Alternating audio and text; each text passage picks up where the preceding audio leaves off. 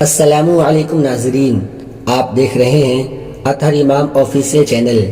ناظرین، آج ہم آپ کے سامنے پیش کرنے جا رہے ہیں سرکار خواجہ غریب نواز ہند الولی عطائے رسول حضرت خواجہ غریب نواز رحمۃ اللہ علیہ کی کرامت، جو کہ بہت مشہور ہے کہ جب سرکار خواجہ غریب نواز کے حکم کے مطابق انا ساگر ایک کوزے یعنی ایک کاسے میں آ گیا تھا، تو کیا ہے یہ حیرت انگیز اور ایمان افروز کرامت سرکار خواجہ غریب نواز کی، جانتے ہیں ہم اس ویڈیو میں، اور بھی بہت ساری معلومات اس ویڈیو میں ہے۔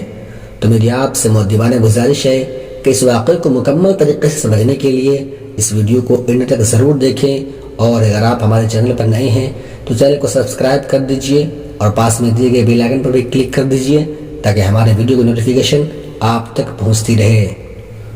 انا ساگر ایک نہایت وسیع و عریض اور خوبصورت تالاب ہے جسے راجہ انا دیو نے اپنے نام سے منسوب کیا تھا۔ کثرت استعمال سے انا ساگر سے انا ساگر ہو گیا۔ تالاب کے چاروں طرف بڑے بڑے مندر تھے، ان میں ایک بہت بڑا مندر خاص راجہ پرتھوی راج اور ان کے خاندان کے لوگوں کے پوجا پاٹ کے لیے مخصوص تھا۔ اس کے اخراجات کے لیے کئی گاؤں کی آمدنی وقف تھی۔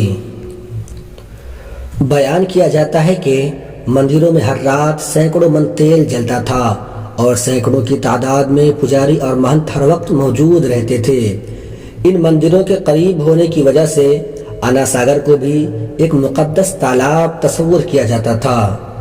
سیر الاقطاب میں انا ساگر پر قیام سے متعلق یہ روایت بھی تحریر کی گئی ہے کہ جب حضرت خواجہ خواجگاہ خواجہ غریب نواز رحمۃ اللہ علیہ انا ساگر تالاب کے کنارے رونق افروز ہوئے، اگرچہ حوض کے چاروں کناروں پر ان گنت مندر اور بت خانے تھے، جب حضرت خواجہ غریب نواز نے دیکھا تو فرمایا انشاءاللہ تعالی حضور اکرم صلی اللہ علیہ وسلم کی مدد سے جلد ہی یہ بت خانہ ناپید ہو جائیں گے۔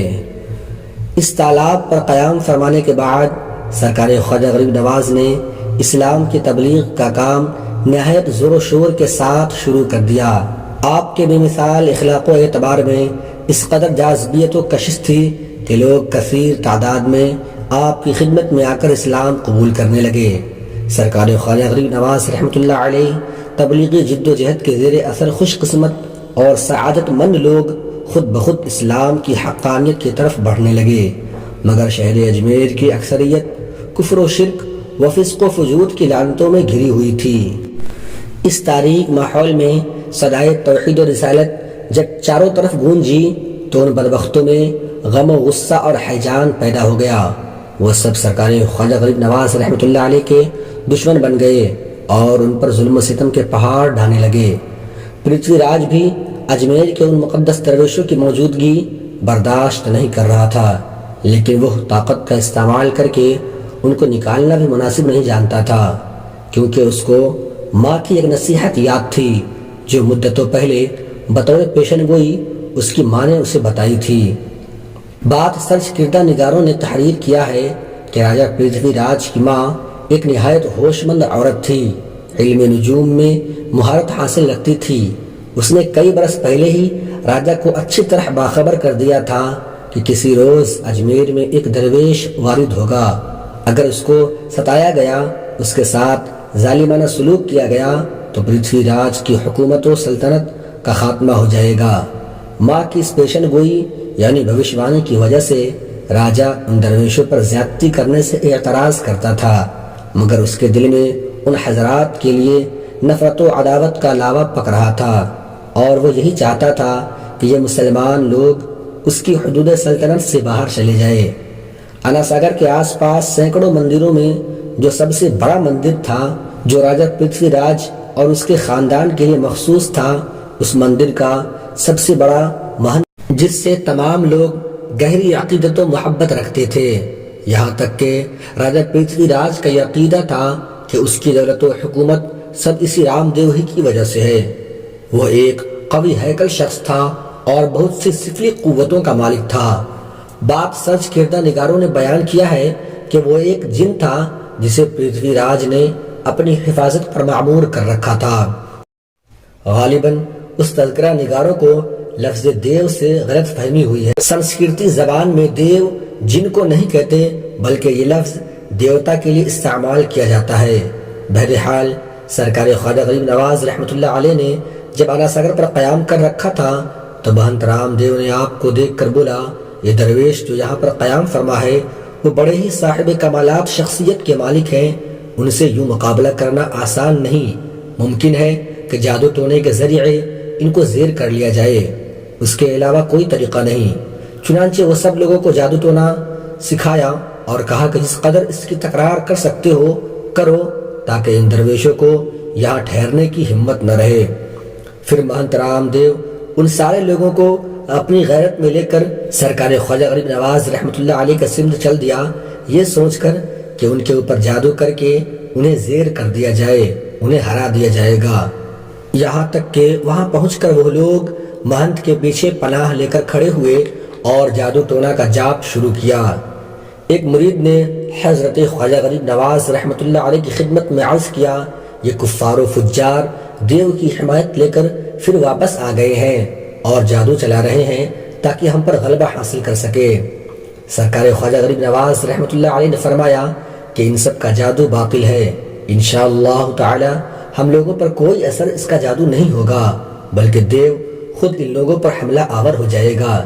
یہ فرما کر حضرت خواجہ غریب نواز رحمۃ اللہ علیہ نماز میں مشغول ہو گئے، یہاں تک کہ وہ تمام کمبخت قریب آ گئے، مگر جب ان لوگوں کی نگاہ خواجہ غریب نواز پر پڑی تو ان کے قدموں اور زبانوں سے رفتار و گفتار کی طاقت سلب ہو گئی، چھن گئی، جہاں تھے وہیں کھڑے رہ گئے۔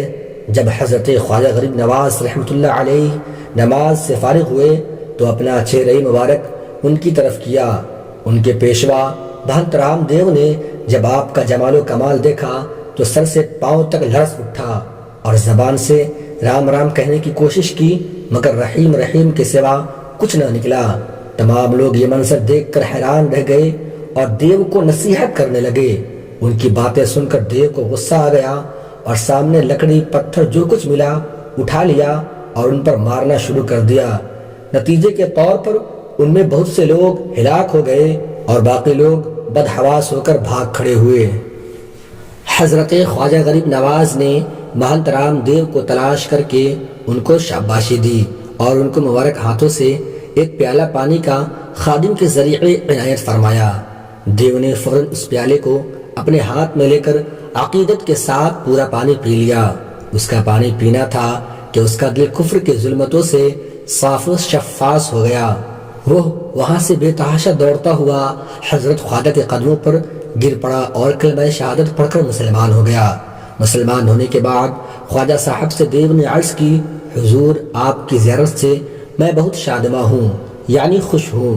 حضور خواجہ غریب نواز نے فرمایا، اسی مناسبت سے تمہارا نام شادی دیو رکھتے ہیں۔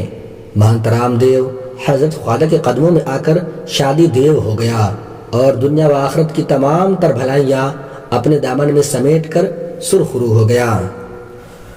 بیان کیا جاتا ہے کہ شادی دیو کے مسلمان ہو جانے کے بعد مد مقامی لوگوں میں غم و غصہ اور زیادہ ہو گیا، یہاں تک کہ انا ساگر سے پانی کے استعمال پر روک لگا دی گئی اور سب کو اعلان کر دیا گیا کہ کوئی بھی ان درویش کو اس پانی کے قریب نہ آنے دے۔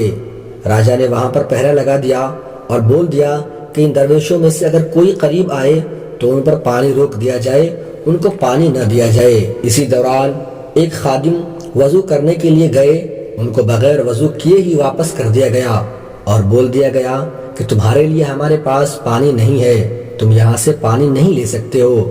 خادم بارگاہ غریب نواز میں حاضر ہوا اور سرکار خواجہ غریب نواز کو پورا معاملہ بیان کر دیا۔ جب حضرت خواجہ غریب نواز کو اس کی اطلاع ملی تو خادم کو ایک پیالہ یعنی ایک کاسا عطا کیا اور فرمایا، جاؤ انا ساگر سے کہنا کہ تجھے خواجہ نے بلایا ہے۔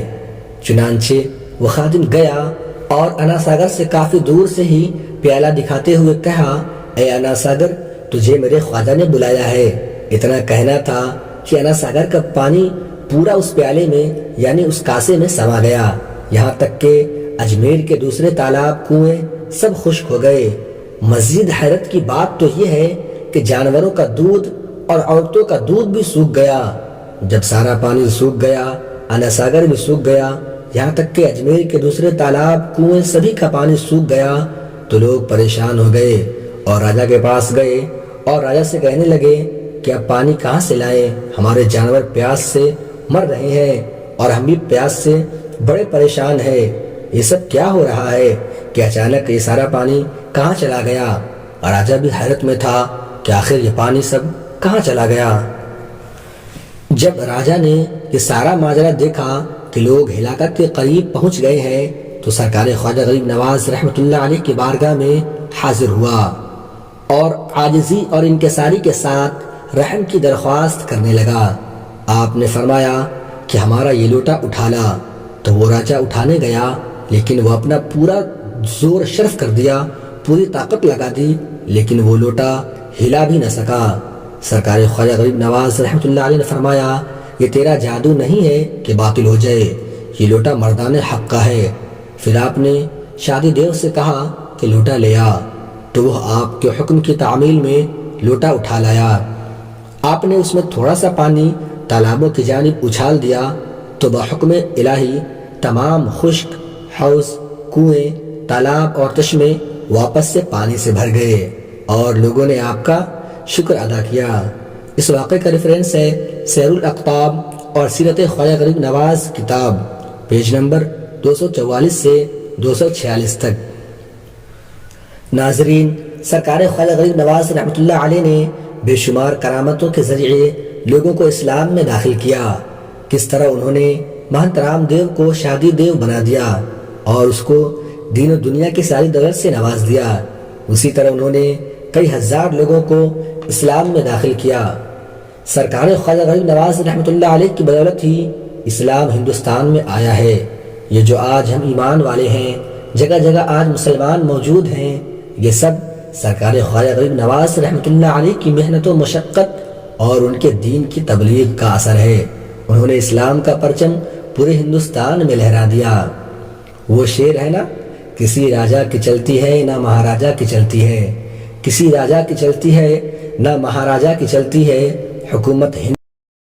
اللہ تعالیٰ سے یہی دعا ہے کہ اللہ تعالیٰ رسول خدا صلی اللہ علیہ وسلم کا صدقہ طفیل ہمیں سرکار خواجہ غریب نواز رحمۃ اللہ علیہ اور تمام اولیاء کرام سے محبت کرنے کی اور ان کا ادب و تعظیم کرنے کی توفیق عطا فرمائے، اور ہمیں ہر برے کام سے، ہر برے اعمال سے ہمیشہ بچائے رکھے اور صراط مستقیم کی راہ پر چلنے کی توفیق عطا فرمائے، آمین ثم آمین۔